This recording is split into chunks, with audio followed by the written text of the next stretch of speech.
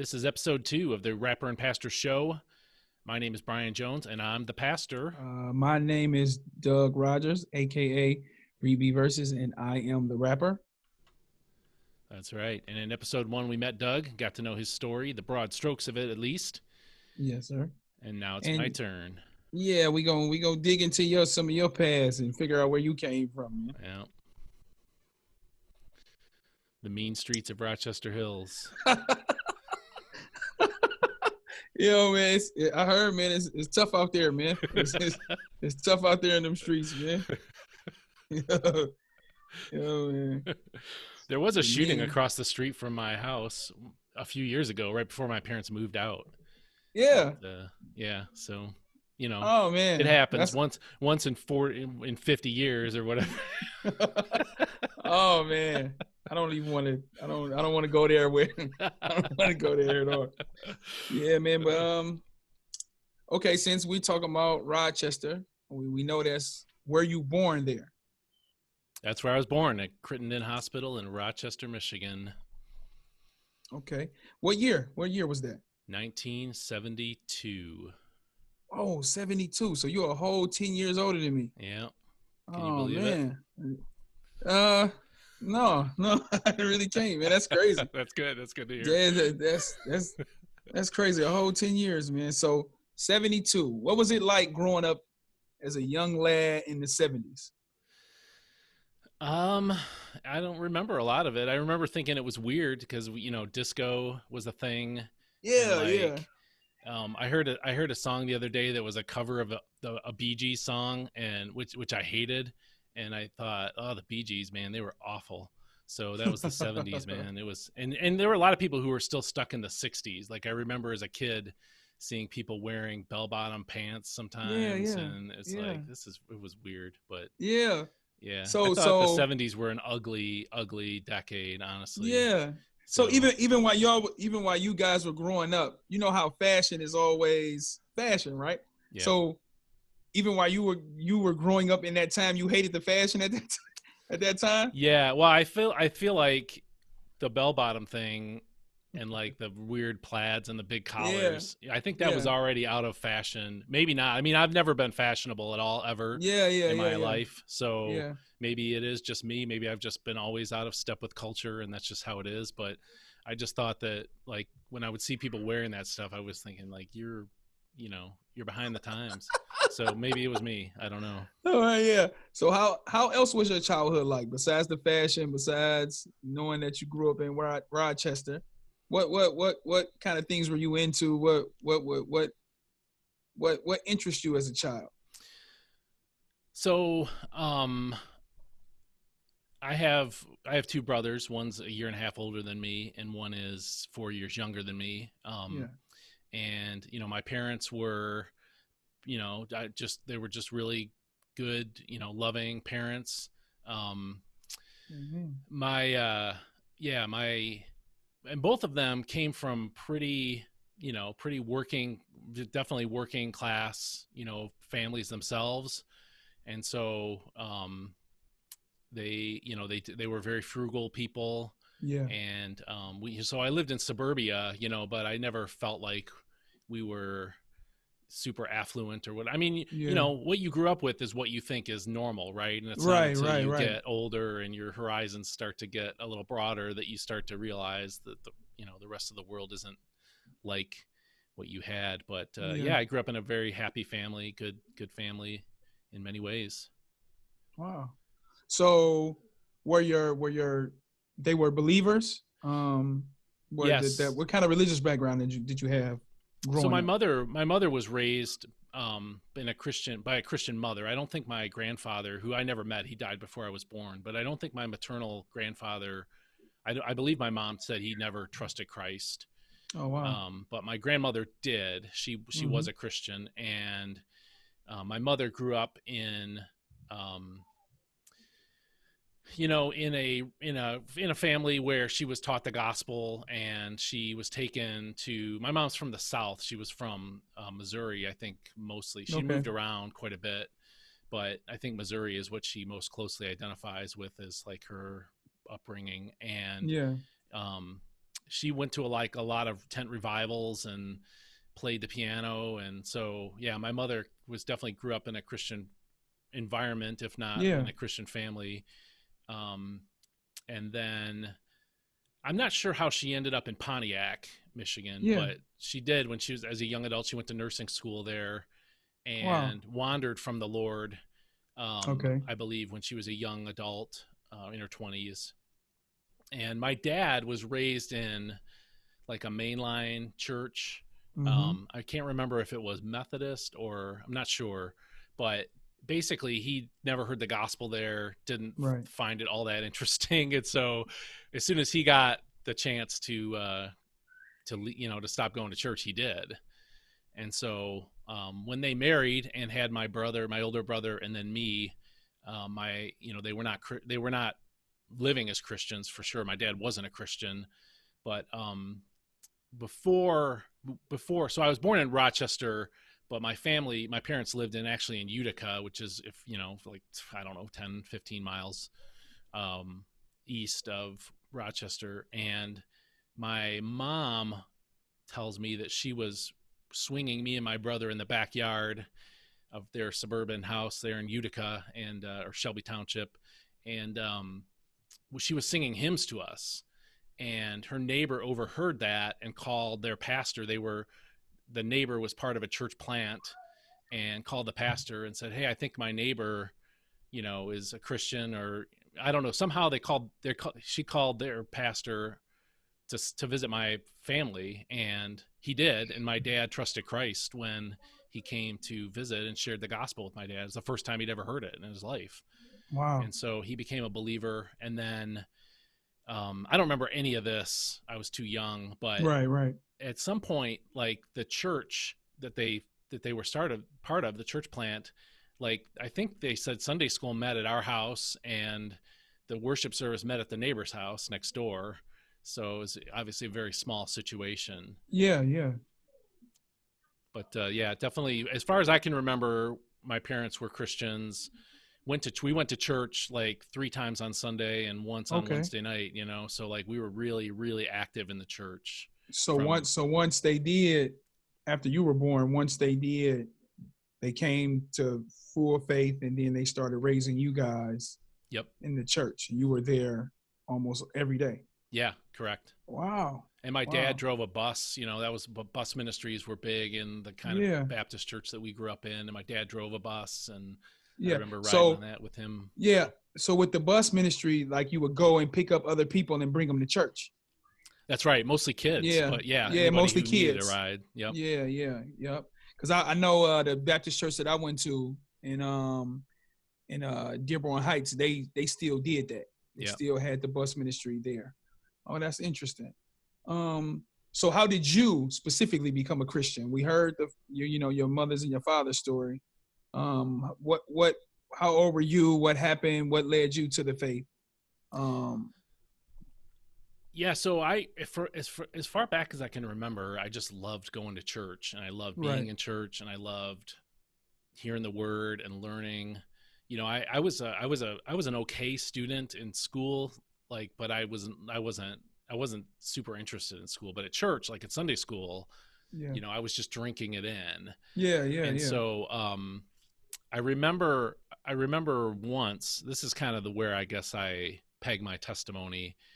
But I remember once in children's church, our children's church was run by this just wonderful older couple. They seemed impossibly old to me at the time. They were probably younger than I am now, but the Mr. and Mrs. Peters, and Mrs. Peters did most everything. She led the songs. She taught the lesson. Mr. Peters would get up and read a chapter from a book. Like we used to read this whole series, the Sugar Creek Gang, which was like Christian fiction. That was pretty much all he did, was just read one chapter. Yeah. His wife did everything else. But I remember one time in her lesson, she was giving the gospel and, asked people to raise your hand if you wanted to trust Christ. And I raised my hand, and Mr. Peters took me into a side room and took me through the gospel, and I prayed to trust Christ then. Wow. That's my memory. Now my mom tells me, and I struggled with assurance like after Yeah. that, Yeah. years later, which maybe we'll get into. But my mom Yeah. said that I used to like go forward all the time. Like that this was happened a lot. Like I made a lot of Yeah. decisions for Christ. I think ultimately because of the bad, the kind of the easy believism theology we Yeah. were Yeah. taught. But I remember that's kind of where if I had to say, where did I become a Christian? That's where I put Yeah. Yeah. my, as my story. So, and Yeah. then Yeah. I got baptized I think shortly after that. Okay. And I'm not sure how So old I was at the time, yeah, honestly. yeah. Because that was going to be what I wanted to ask you. Do you remember what age you were? No. But you do know you were fairly young. Yes. Yeah, Definitely. yeah, that's crazy. Um, so okay, let's unpack the struggle with assurance that you said you had. Yep. How long did that process take, and what was that struggle like? So I Already. remember identifying as a Christian really young. Like I went to public school. My older brother and I did, like from kindergarten, first grade, second grade, third grade. Third grade is when I transitioned to the Christian school that I Yeah. ultimately graduated from high school at. So, but I remember witnessing to kids in the public school when I was like in first and second grade. And Wow. so I definitely, I think I had a stable sense of my own being a believer as Mm-hmm. a child. It was when I got to junior high, like middle school age, like Yeah. 12, that I really started to struggle with assurance. Okay. Okay. So, what do you think contributed to that struggle? Was it just you coming of age, or was it maybe your peers, or just the natural change of being a young man at that age? What do you think contributed to it? I think a lot of it was coming of age. I think a lot of it Yeah, was getting mature and starting to look back at my experience and saying, did I really understand what, yeah, or was it just peer pressure? Like all my friends were, getting saved, and mm-hmm, my older brother, who I looked up to, was. And so I think I was kind of processing, could a child really understand what it means to repent and put faith in right, Christ? right, right, right. And somewhere along the way, and I can't remember how young I was, but I read John MacArthur's book, The Gospel According to Jesus, Yeah, which shook me because, I was taught easy believism most of yeah, my childhood. And it's just like, you pray this prayer and you're in. Oh, and I think that was part of it too. It's like, um, like if you, as adults, we know if you fill out a form wrong, you can, like with the government or something, you can get into yeah. trouble. Like You can get in trouble. I heard about this guy up in Oakland County, like where I'm from, who he paid his property taxes, but he was short like $8, and they seized his land and Yeah, sold it and like kept the money. Like yeah, so yeah, he just yeah. won a case in the Michigan Supreme Court, I guess. So good for him. But For $8, yo, that's crazy. right. So but if you mess up, if you don't do it right, you get Yeah. you don't get the results. And so I kind of felt like, did I really pray the right prayer? It was like, Mm-hmm. it was not an understanding of, I'm putting my faith in Christ and he's doing everything. It was Yeah, me, yeah, like, did I do it right? yeah. So the easy believism, on one hand, I didn't understand that, what it meant to, that I was really signing up to be a disciple until I read the Gospel According to Jesus. Yeah. But on the other hand, even though easy believism is pray this prayer and you're in, even if you never follow Jesus, which is, Yeah. it's false doctrine. But Right. I still wasn't sure I did it right. Like Yeah, did I yeah. check the right boxes when I did it? Right. So I think Yeah. those were all factors. Okay. And I want to probe into that too. So we talked about my story and how gradually I came to faith, and so you would say it was kind of similar because this Yes. book by John MacArthur kind of raised this issue in you to kind of want to nail it down. So Yes. so did you nail it down at whatever age you were after you read that book? Yeah, I think eventually I did. I mean, eventually I did Yeah. get settled. I remember one Yeah. time really and this is another part of it too, is like I was in a lot of angst about the rapture, the return of Christ. Yep. And like I was afraid of being left behind. And Yeah. so that was long before the Left Behind became like a book series and all that. But and there was like a couple of times where I was home, my family was all home, right? And like I was out playing in the yard, and I came inside and I couldn't find anybody.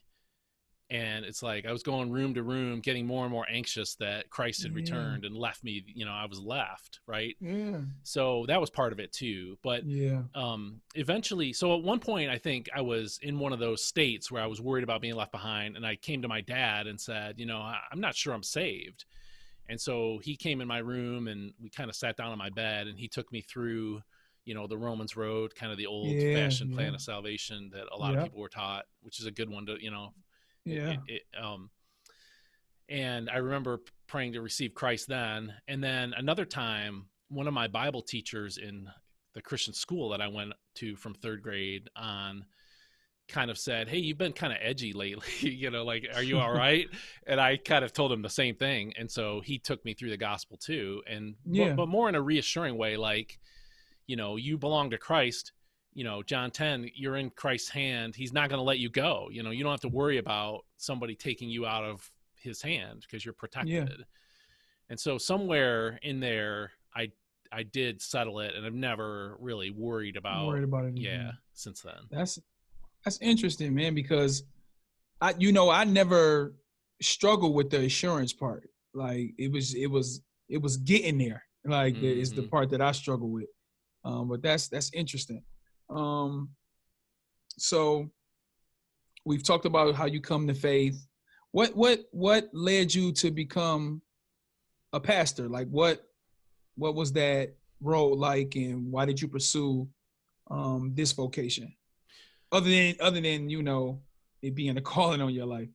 Yeah, so we'll talk about the calling part in a minute. I think, well, as part of this answer probably, but I always loved like Bible classes more than anything else. Like again, Sunday school and all that stuff, and even like going to Christian school. Bible class was the place where I excelled. Awana, learning the Bible verses and stuff. I loved all that stuff. And so there was a really strong interest in that from as far as back as I can remember. And then when I was in 6th grade, my family changed churches from the one that I remember as far back as possible to the one that was also the one that had the Christian school that I'd been to. So I started going to this Christian school in 3rd grade, but we were members of a different church. And then in 6th grade, we switched over and became members at the church where the school was. Right. And this is pretty funny too. Like within a very short time after my parents became members there, the senior pastor quit and he left, and like they had no idea that and it came out that there were a lot of problems. I don't think he did anything morally like disqualifying, but there was just a lot of tension. It was a Baptist church, so it was run by the pastor, and deacons functioned in what my ecclesiology and the one where your church is too is we have elders, right? Elders. Deacons functioned as elders sort of, but they didn't actually shepherd the flock. They were just sort of like a board of directors, right? Right. Well, apparently there was a lot of tension between the senior pastor and the deacons. And somebody said, I don't know if this is a true story or if it's an apocryphal one, but somebody said that either the pastor punched out one of the deacons or I don't know if it's true or not. I find it hard to believe given what I know about that pastor, because he just seemed like a really gentle guy. But anyway, my parents had no idea that there were problems in the church until after they became members, and then the pastor left. And then, as often happens when a pastor leaves, a bunch of people left the church too. And it got really dicey, I think, for a while there. Dang. And so they had pulpit supply, guys come in to fill the pulpit. And one of them preached on Christ having first claim on your life. And that's when to use the language, surrender to the call to ministry. I think I'd been toying with it for a while and thinking about it for a while, but it was his message. I went forward, and I was the only person who went forward. We had like the old fashioned altar call. Yeah. And like, I was the only person who came forward. So he actually came down out of the pulpit and like kneeled down and talked to me and prayed with me, So that guy eventually was called to be the senior pastor of the church. Wow. And he still is. He's still there, like 40 years Wow. later. Yeah. So Wow. he had a massive influence on my life, in part because of that, where I surrendered to the ministry, through his preaching. But also, like, he was young. He was 28 when they called him to be the pastor. And so I identified with him much more strongly than I did with the other pastor who was older. Yeah. And he was just a more dynamic person, just a loud, had a lot more energy in his preaching. And so, that's how it started. And then he hired a youth pastor who was even younger and even in many ways more dynamic. And he actually taught us how to. He taught me and a bunch of my friends, many of whom are still in ministry, are in ministry now. Yeah. He taught us how to preach. He taught us how to study the Bible and like develop an expository message. And like the foundations of what I do still to this day are very much what he taught me when I was in eighth and ninth grade. Yeah. So it reminds, because I remember you preaching. So now I have insight on why your preaching style is so dynamic. So that makes a lot of sense. You know what I mean? So I can tell that you picked up a lot from the influences in your past.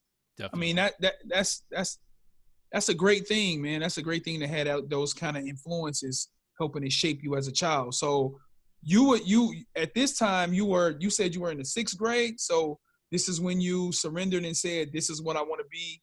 When I grow up, you were around that age. Huh? Yes. And wow. I think too that some of my struggles around assurance might have been me struggling with whether I should go into the ministry or not. Linked to that. Yeah. It was the same time frame. Yeah. So they may have been linked. Yeah. That seems very plausible. Yep. Just the struggle, period. And then having the anxiety of, this is what I'm supposed to be doing. Am I even saved in the first place? Right. I can see how that can be linked.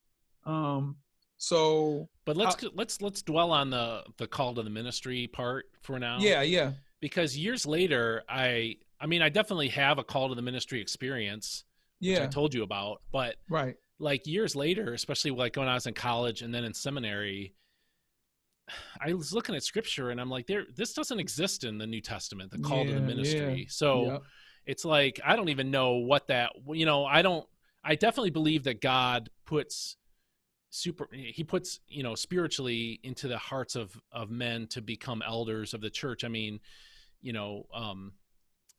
the passages that talk about the qualifications for elders say that he's got to be willing to serve. If a man aspires to the office of bishop, which we understand to be pastor, bishop, and elder are the same office. So maybe that's all the call to ministry is. It's just a desire. I don't know, but it ain't the same as the prophet Jonah, go to Nineveh. And so those things were conflated a lot, both in high school and college for me. And I just don't buy them theologically. That's good that you clear that up, because even I said calling earlier, but that's what I meant. Like the natural biblical way in the New Testament where you're drawn to it. And obviously you were, and your life exemplifies it. So it's good that you cleared that up. Yeah. So you decided to be, you knew you wanted to be a pastor young. So how has your life been as a pastor? When were you ordained officially? How old were you, and how has ministry been for you? I was ordained, my ordination is a little unusual to say the least, honestly. I was in my 20s. Was I in my 30s by then? I was probably around 30 when I got ordained. And I can talk about that a little bit in a minute. But I started even before I kind of surrendered to the call to the ministry, I started teaching like wherever I could. Like if there was a children's church group that needed me to, like, I would just volunteer and take every opportunity I could to share the word. And like, this is kind of crazy now that I look back on it, but it's true. There were we had preaching contests when I was in like junior high and high school, and I entered all of them, and I was in, So yeah, so I had I tried to get as much experience preaching as I could. Right. And then I went to college and I majored in Bible and minored in Greek. And then I went to seminary. And when I was when I was in seminary, my first year in seminary, I volunteered. So my wife now and I got engaged when we were like when her first year of medical school. My wife's a doctor. Her first year of medical Right. school and my first year of seminary, right before that we got engaged. Okay. But we waited a year to get married. But I volunteered to serve in the little church plant that she had been going to in Lansing. That's where she was going to medical school at Right. Michigan State University. So I just volunteered. So we would serve on the weekends. Like she played the piano and I led singing, and we together taught children's church. And so I was like, and so they made me the assistant pastor and even paid me like $100 a month to kind of make it official. And Wow. but so that's kind of like I've been in the ministry in that sense for a long time. Yeah. Yeah. But Yeah. it wasn't until a few years after that that I actually became a pastor in the sense that I made my living full time, Yeah. teaching the word. Okay. So explain that what happened to get you to full time, shepherding. Yeah. So Suzanne and I got married in '95. We just had our 25th anniversary. Congratulations, Yeah, man. We'll talk thanks. about your family a little later too. Yeah. Yeah. So we got married, and I was serving at that little church, but I was also working I had a full time job. I had that. I was being paid by the church, so they expected me to do certain things. Yeah. You know, because they were paying me. And so I had that going on, and then like my full time job was it was a small up and coming struggling company, and they didn't always pay me on time, and so I actually Oh took wow. on another part-time job working at a hotel on the weekends to try to make ends meet for us, because we Yeah. went into a Yeah. little bit of credit card debt just Yeah. because I wasn't getting paid as regularly as I needed to. Right. So that was in around 98. i Mhm. I was approached, and I was a student at Detroit Baptist Seminary, and they approached me Okay. about joining the staff. And And so at I traded in all my full and part-time jobs for a full-time job working at the seminary, and I worked there and for at 4 years. at this time your wife is still in school, so you are the one that's, taking care of the financial responsibilities. Correct. That was the last Okay. year of medical school for her when I made that Right. transition. And then she became a resident. So doctors have to, you're a doctor when you graduate from medical school. They give you your degree, you're an MD, but Yeah. you can't actually practice Right. medicine until you've finished a residency. And so Yeah. my wife went into general surgery, which is a 5-year residency, and we moved here to Ann Arbor, where I am now. And so she started as a resident the next year, and that's when she started getting paid. Yeah. Not nearly as much as doctors in private practice do, but our financial condition got a lot better Yeah. Yeah. after she Yeah. became Yeah. a resident. Yeah. Um, so yeah, I was working at the seminary. I was going to school still at seminary, and preaching when I could. But my position at the seminary was it was an office job mostly. It wasn't like a teaching or preaching job. So I would fill in at various churches here and there. And Mm. then around 2001, I lost my job there. I got fired. So Wow. yeah, that was rough. But Yeah. but the truth was, I was struggling with a desire to be in a teaching ministry long before that. I should have left on Yeah. my own before that. I had a couple opportunities and I didn't take them because they seemed kind of risky. Yeah. And so yeah, I ended up getting fired, and a little church that was just forming in like Livonia area called me to be the pastor around September of 2001. Okay. And so I went there, and I was their pastor for 2 years. And that was when I really, and I was working at that point, I was working on my doctorate in preaching. at that Okay. time. And so like a lot of the stuff that I was learning in the classroom and in the books, I was trying to put into practice in my daily or my weekly preaching ministry. Mm-hmm. And so that's when I started to work all that stuff out, and kind of develop my own distinctive style Yeah, yeah. of message development and preaching. Okay. I got Wow. ordained at the end of my ministry there, at the end of my 2 years. Okay. And that was, even though when I worked at the seminary, I could have been ordained, and I would argue I should have been ordained. Yeah. The church there that ran the seminary they don't believe that, or at least at the time they didn't, and I still think this is true. They don't believe that anyone but the senior pastor should be ordained. And so, Oh, wow. like, I asked to get ordained, and I was told no. And Yeah. so it's like, yeah. So at the end of my ministry there, which ended only because my wife finished her residency and there were no jobs available here in the area. And so we ended up moving to Illinois because we had to pay off, if nothing else, we had to pay off her medical school loans. Yeah. Yeah. And so she was offered a position out there. And before I left, I wanted to be ordained. And so we kind of, but basically we never called like the ordination council. Yeah. Like most people do. Basically, I just asked a pastor friend of mine, because I graduated from the seminary. So, and at the seminary at the time, you had to pass an oral exam on your doctrine, like every area of doctrine. You had to write a doctrinal statement and get grilled by the faculty on your views. And so basically I passed something that was even more rigorous than your typical ordination council is. So I just asked one of the professors and a pastor friend of mine to sign my ordination certificate, and that's how I got ordained.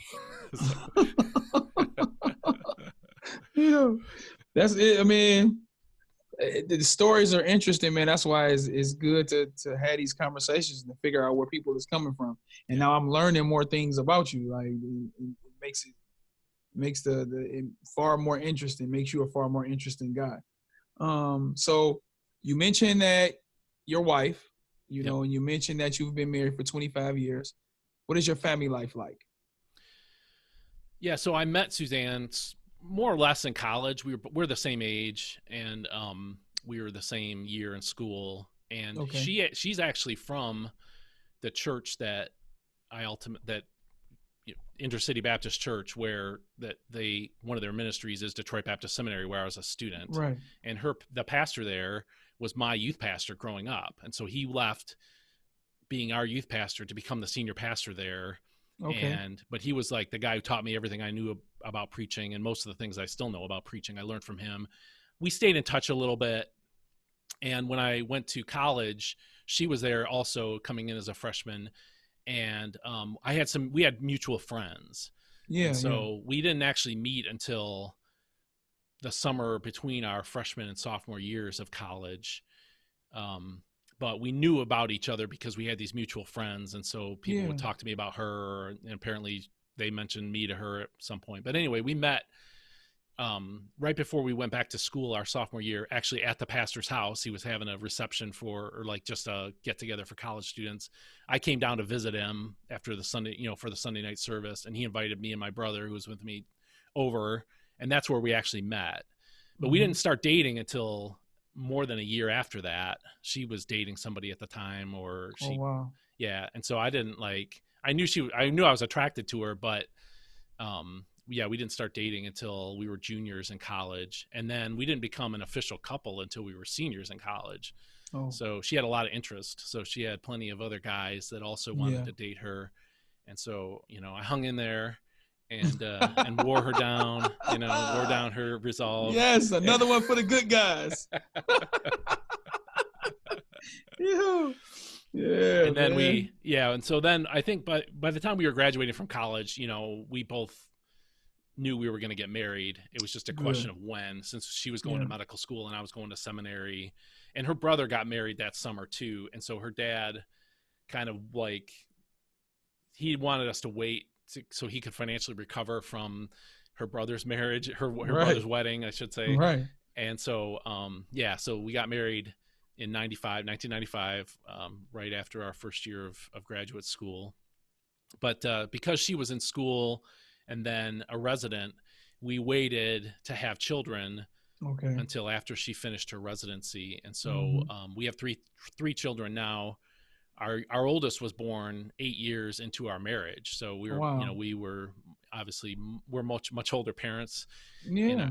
in our kids class. But yeah, we have a I boy want who's almost 17, and a girl who's 14, and another boy who's 11. I want to ask a question about that because me and my wife, as soon as we got married, you know, she was pregnant. I mean, we got married in February. She was pregnant by May, right? Yep. How was that 8 years with like you two, you guys' relationship with having no children in that 8 years? I mean, it was good. It was busy. Like the first couple of Yeah. years were great because even though we were busy because we were both in school and I was working 3 jobs, um, it was, we had there was we lived in Lansing where we didn't really know anybody other than the people in our tiny little church. Right. And so we didn't have we just had each other really, Yeah. in terms of like we didn't have friends in the area really to spend a lot of time with. And so that was good for our relationship. The time we didn't have a lot of time, but the time we did have, we were together. Yeah. And so and then when she became a resident, residents are, well, at the time I think the laws have changed and now limit how much residents can work, but at the time residents could work basically an unlimited amount of time, and she did. I mean, they worked Yeah. her 80 to 100 hours a week. Wow. And so I didn't see her a lot, and when I did, she was exhausted. So Yeah. Yeah. we had some good times, but it kind of goes by as a blur because I was working on my degrees and Yeah. working full time as well. So Yeah. it wasn't, I did a lot of things alone. I went to church alone because she was working a lot. Yeah. Yeah. I ate a lot of meals alone, Yeah. slept alone a lot because Yeah. residents are, sometimes they have to stay in the They're on hospital call. overnight when they're on call. Exactly. Yeah. So but I had plenty to keep me busy. I had work to do and schoolwork, and so we had a good relationship, but it was I mean, it wasn't the same as like in the military when one spouse is deployed, but it was almost Yeah. like that because, Yeah. like I say, even when she was home, she was exhausted. And so it was, I think not having children was the best because she wanted to start having children earlier than that. And I thought, well, Yeah. I'll never finish my degree if we Right. have a child, because Right. you're not Right. going to be around to take care of the Yeah. children, and Right. that means it's going to fall to me. Yeah. And so it was good. I think it would have been a lot harder. And the other residents that she was a resident with, I sensed when the few times that I was around their families that there was tension because, in most cases it was a man was the resident, and he Yeah. had a Yeah. wife and children, and he was never home, and it's not like he was choosing his career necessarily over that. We knew going in what it was going to be like. We knew the Exactly. deal, and so, but I think that it would have been harder if we had had children right away. Yeah. Because I mean, for my marriage, us being so young, it did put a little bit of a strain. Mm. I always thought that we should have waited at least a couple of years, Yeah. But even with that being said, the experience of her being pregnant with our first son, and it drew us closer together. Mm. So I don't think our marriage would be what it is if we hadn't had him, early on in the marriage. So it's always different. I always want to ask that question when I hear like stories where people waited. How was it in your particular marriage? Because everybody's marriage is different and God works differently through everybody's union. So it's always interesting to get a different point of view. So do you remember? We talked about this last time, but what is your like experience of us meeting? You know what I mean? Like, I know I want to talk specifically about the basketball game. I want to talk a little bit more about that. How was it playing basketball in Gar and me? And and do you remember who won that game? I do not remember who won. Do you? No, I don't even think. Did we finish? Yeah, I don't know. It seemed like we played for many hours, right? We played. We had somebody had to lose and somebody had to win because I think we played more than 1 or 2 games. Yes. Yeah. I should ask. So my worship leader also played in that game, and he remembers everything. He never forgets anything. So I should ask him if he remembers. Yeah. The experience of guarding you was fun. You know, it's like I was intimidated by your size because you know you're a bigger guy, a stronger guy than I am. Yeah. So I just tried to, like, when our team had the ball, I just tried to run back and forth along the baseline. It just tried to wear you out, basically. But it worked. And then when you guys had the ball, and when you specifically had the ball in your hands, I just tried to stay between you and the basket. And, not let you, not make it too easy. So. Yeah, I remember you being extremely physical. Like it was but it was good, man. And I hadn't played like. Dan, we all play basketball. We hadn't played it. I hadn't played it regularly because just my work schedule. But I grew up playing basketball all the time. Mm-hmm. So I just remember it being fun though. Like we had a lot of fun. Yes. And, I don't even think it really mattered who won or who lost. I remember we told a lot of jokes. Yeah. And what I remember about that is that even though we all didn't, this was like our first weekend meeting each other. It wasn't really like that. It wasn't, some guys, are kind of, shy or what. But a lot of the guys, we were willing to engage and talk and joke with each other. So it was just, it didn't feel like, it felt like we were family. Yes. I mean, that's just how it is in the body of Christ. So I think it was a fun weekend, man. Yeah, I remember that. I remember Dan's message pretty clearly because he brought a powerful. And so just if you're watching this and you don't know who Dan is Dan McGee. He's the pastor of Doug's church, and he's been a friend of mine going back to college. But anyway, Dan is an old friend of mine. He's Doug's pastor, and we went to this retreat. That's where Doug and I met. It was a men's retreat that your church organized, and we got to kind of tag along with. Yep. Thankfully to Mike Moses, the associate pastor who invited us. Yep. And so Dan brought one of the messages. My friend Ken Brown, another pastor friend of mine, brought one, and then I brought one. Yeah. And Dan preached first. He preached on Friday night, and he brought a really powerful message on loving your wife. Yeah. And I remember that clearly. And then after that, we went to the gym and played basketball, and I remember that clearly. And those are the two strongest memories I have of that retreat. Yeah. So yeah, it was that playing basketball, which I had not played basketball probably in years at that point. So like, I don't know if you remember. I do remember it was an intense battle between us, like the things we were doing. So when you say it was physical, I guess I kind of remember that. But I remember at one point, like the ball kind of started to go out of bounds, and you went to pick it up, and I stuck my hand out and just held it to the ground. Yeah. It was there, man. You were that's what I remember about it. You were extremely competitive. Man, and I was like, this guy is like, he got a lot. And that's why I didn't think you were like, I thought we were the same age. And actually I thought, like, man, we the same age. He got a lot more energy than I got. Like, but then I even felt worse when I found out you were older than me. So you said it right. I'm extremely competitive. Yeah, and competitive. I don't have much talent, but I try to make up for it with effort. And even with my kids, I don't know what your philosophy is, but like my wife came from a family where you let the kids win. And my family, my philosophy is, and I told one of my sons this once when he was discouraged after I beat him in foosball. I'm like, eventually we're going to keep playing, and you're going to beat me legitimately, and you'll feel a lot better about yourself than if I just let you win. Yeah, I don't do that. I don't do that either. When I'm playing with the kids, you're going to have to beat me. And if you get mad when you're losing, if you quit, I'm gonna let you know, like, hey, you're wrong for quitting. Just take your L like a man. Yep. You know what I'm saying? Like, That's right. Then if we keep playing, the better and better you get. One day you're going to beat me, and then that's going to be gratification. I think exactly the same way you think. I'm not letting you win. Like, you're not learning if I'm letting you win. That doesn't make any sense. But, So neither one of us is into participation trophies and. Nah, no, that's, to me, that's weak to me. Yeah, me too. But I'm competitive too, and it's helpful for the drive and, But even in us being competitive, it wasn't. I never got any ill will. It was just fun. The competitiveness was even fun. Yep. So it was a dope weekend.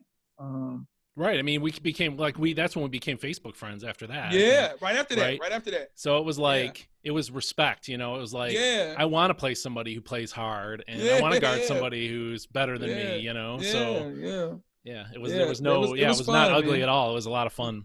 Yeah. I think that's what made me become your Facebook friend. Just the experience that we had together. I was like, yeah, man, I like this guy. Like, cool. We gotta, and then you're preaching too. So it was, but I don't remember what you preached about. I remember it being impactful, and I remember your energy, and I remember thinking like, man, this guy preaches like he plays basketball. I remember that, but I don't necessarily remember what you preached about.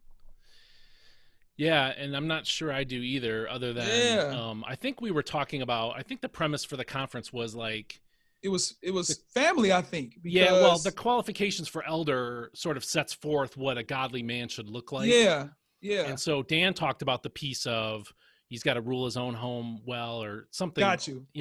And I think I just talked about one of the aspects of Christian character, like developing holiness and that kind of stuff. Yeah, because that's what the premise of the retreat was. It was for, he was trying to groom leaders. I remember that. Right. And he invited everybody that they were considering to be leaders at the church. I think, and that's why I was there. Yeah, I remember now. Yeah. Okay. Well, my memory is terrible to be. I don't know what it is, but I can hardly remember anything. So, and I'm very similar. And like when I was a kid, a few people my age might remember this, but I was watching a game between the Detroit Lions and the Chicago Bears, right, at Soldier Field. And during this game, which I don't remember anything about other than this, there was like a timeout or something, and they cut to a commercial break. And when they came back, this massive fog had rolled in, and you couldn't see anything. Like you literally could not see anything other than like some motion, and they I think they had to take handheld cameras and get down on the field to try to get something.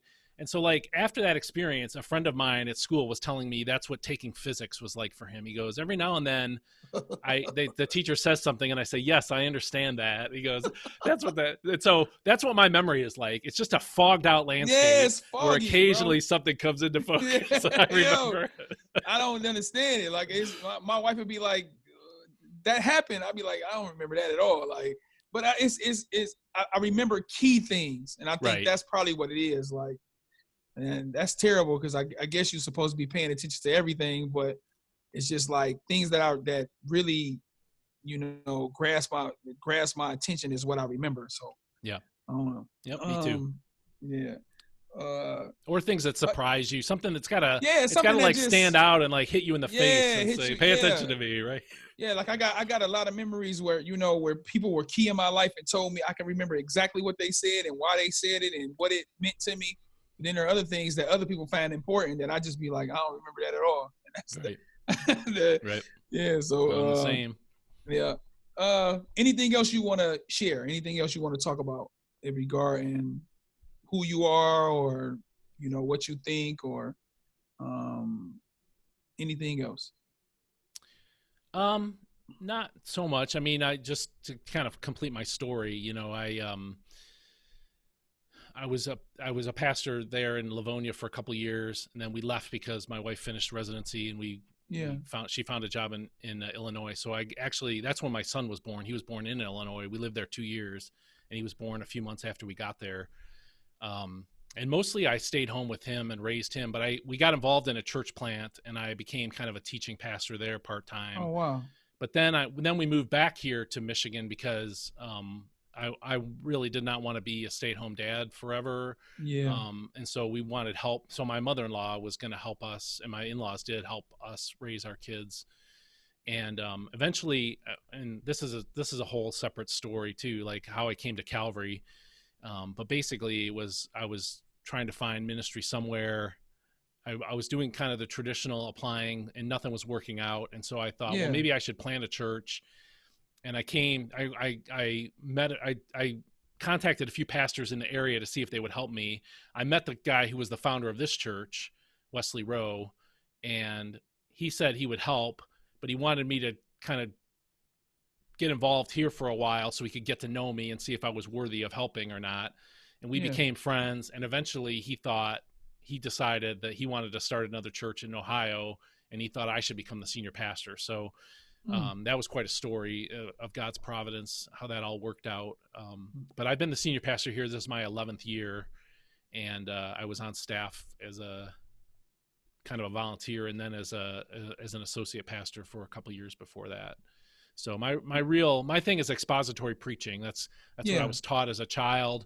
That's what's ministered to my life as a Christian the most powerfully, and it's what I try to practice in my own preaching ministry, is just teaching, verse by verse, consecutively, finding the paragraph and teaching the paragraph. And so that's kind of the focus of my ministry. That actually, that kind of preaching style has always been most impactful to me, because I've always wanted to know, what does it actually mean? What is the Bible actually teaching? And everything has to be in context, With that being said, do you ever do any kind of topical preaching?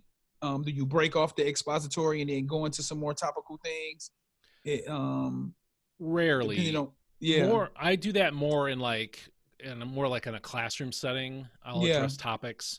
I've done a little bit of topical preaching, and every time I do, I kind of regret it. Like, I look at my work and say, this isn't very good. So I did, now a couple years ago, I did a series on the attributes of God, which was mostly topical. I would sometimes take one of the texts and spend a little bit more time in it, but that was more topical than normal. So I guess, I do occasionally, but not very often. That's interesting too, because when I think about the attributes of God, it is topical, but then that's really the only real topical kind of teaching that intrigues me.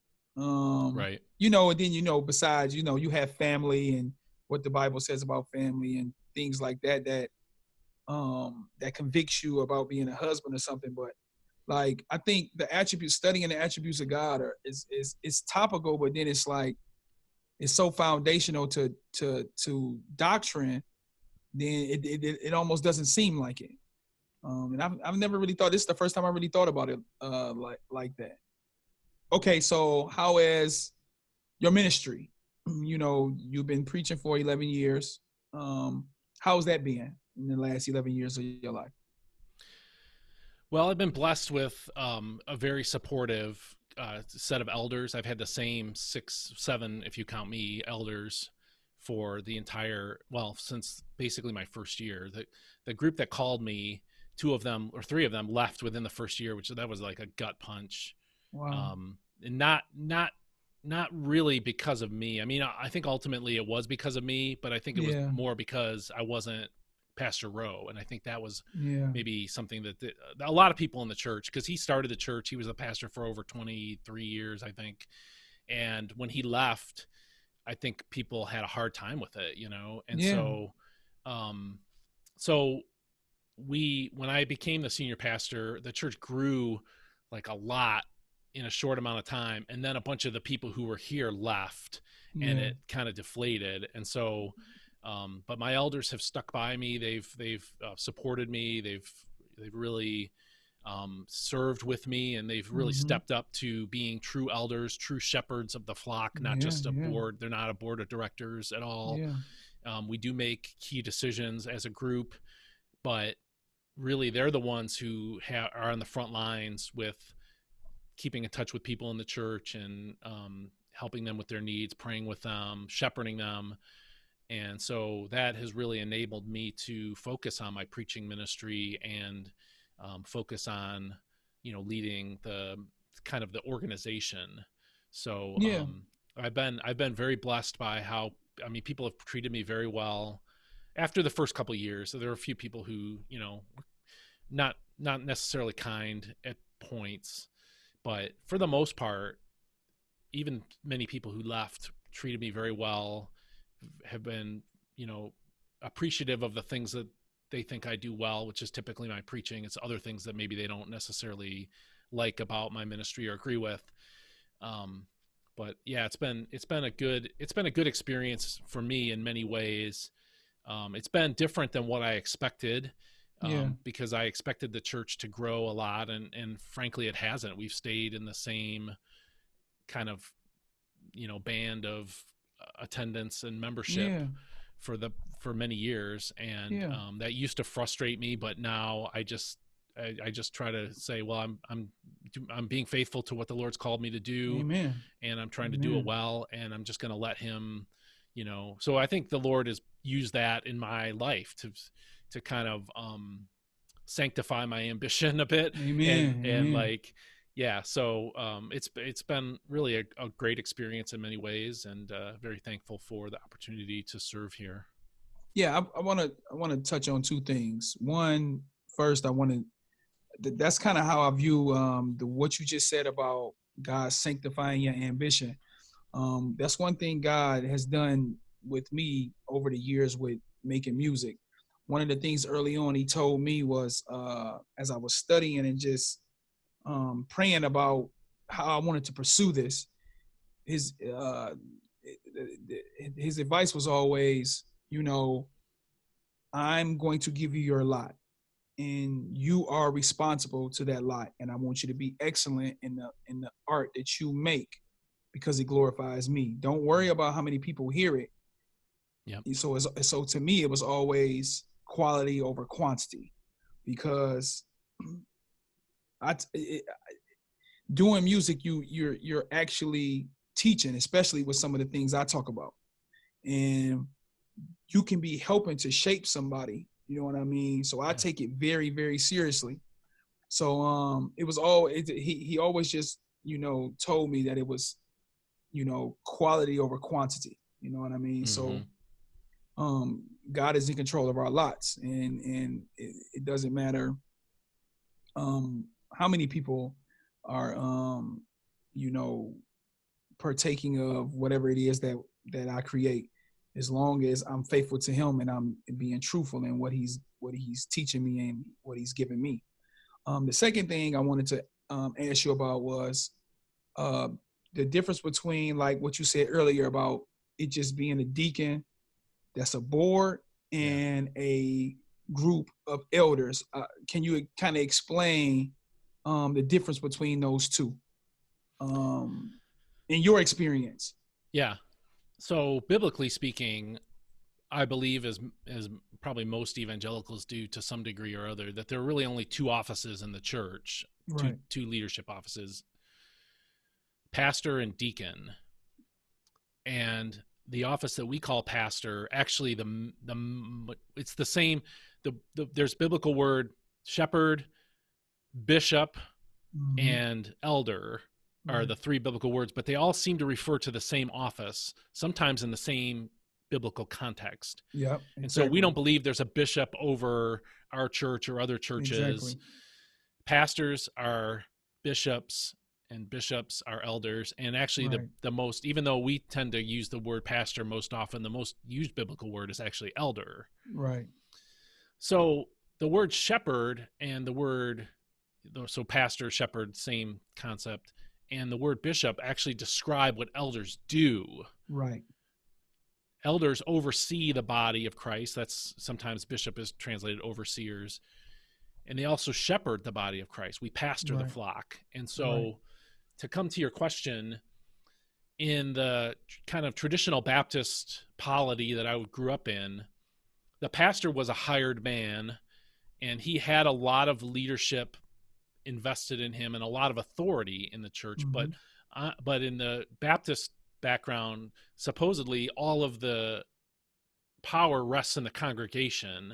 Right. The congregation elects the pastor, they elect the deacons, and really the congregation is supposed to be the seat of authority. But in the circles that I come from, the congregation elects the pastor, but basically the pastor kind of has almost free reign from there on. Guys don't serve as deacons if the pastor doesn't want them to. I know someone who was a deacon at a church that a friend of mine was called to, and the friend of mine didn't like him, and so basically asked him to step down, even though he was congregationally elected. And so in the Baptist polity, even though the congregation is supposed to be the seat of authority, the senior pastor really has all the power, and the deacons are there more or less, in my belief. I'm sure some of my Baptist friends would disagree. Mm-hmm. They're there as rubber stamp men. They're there to basically just rubber stamp his decisions, or if he's really way off, maybe to check and do a reality check for him. Mm-hmm. But and now in the course of my doctorate, I met some guys who were in Southern Baptist churches and in the South, and they churn through pastors a lot. Mm-hmm. And because of that, I think, and I don't know if it's a chicken, or I don't know where the chicken or egg is in this, but because pastors don't stay very long, deacons become very powerful, and they try to protect the church against a pastor who comes in, does a bunch of reckless things for his own his own reasons, his own power, his own whatever, and then leaves. So the deacons actually can be very strong in those churches. And then, like, a lot of my friends in doctorate who were in my doctorate program, who were in those kinds of churches, were really frustrated that their deacons wouldn't let them do anything, wouldn't let them exercise any kind of leadership. Wow. So contrast that pastor deacon model to elder government. And in my church, I'm an elder, and I have the same level of authority as these 6 other elders in our church. They're my bosses. Mm-hmm. They called me to be the pastor. Mm-hmm. And I can't do anything without their approval. Mm-hmm. But the truth of the matter is, honestly, we don't do like running the organization. They've delegated a lot of that to me and my associate pastor, who's also an elder. But the truth is that most of our time as elders is spent dealing with the people. Right. We have very long elder meetings every month, 3 to 4 hours sometimes, but the majority of that time is spent going over who the elders in the church have contacted in the congregation, what they've said, what their needs are, what their concerns are, and then we pray for them. We pray for the people in our church that they've talked about, and the people who've actually asked us to pray for them. We spend most of those hours just talking to the Lord about the people in our church and their spiritual needs.